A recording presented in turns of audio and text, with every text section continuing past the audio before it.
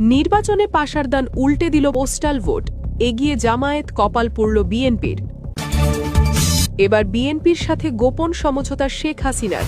BNP সরকার গঠন করলে ফিরবেন দেশে, ভারতের সংবাদ মাধ্যমে চাঞ্চল্যকর তথ্য ফাঁস।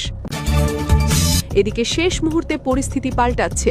হঠাৎ সেনাপ্রধানের জরুরি সংবাদ সম্মেলন, নির্বাচন নিয়ে ইউনূস সরকারের ভয়ঙ্কর ষড়যন্ত্র ফাঁস। এবার নীরবতা ভাঙলেন জনপ্রিয় স্কলার মিজানুর রহমান আজহারি, জানালেন কাকে ভোট দিতে হবে। এবং সবশেষে দেখবেন বিএনপিকে চাঁদাবাজের দল বলে আখ্যায়িত করলেন রুমিন ফারহানা, তারেক রহমানের কঠোর হুঁশিয়ারি।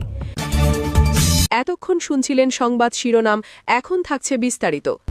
একটি সাধারণ খাম, একটি ডাকঘর আর হাজার হাজার মাইল দূরে থাকা একজন মানুষ, এতেই কি ভোটের ফল পাল্টে যেতে পারে? আপনার কি তাই মনে হয়? নাকি আপনি ভাবছেন বিশাল মিছিল, গরম স্লোগান আর মাইকিং ছাড়া ভোটের লড়াই সম্ভব নয়? যদি তাই ভেবে থাকেন তবে আপনার ধারণা ভুল, পুরোপুরি ভুল। আপনি হয়তো জানেনই না এবারের নির্বাচনে আপনার এলাকার এমপি কে হবেন সেই সিদ্ধান্ত হয়তো ইতিমধ্যেই হয়ে গেছে হাজার মাইল দূরের কোনো এক প্রবাসে কিংবা কোনো অন্ধকার জেলখানার কুঠুরিতে।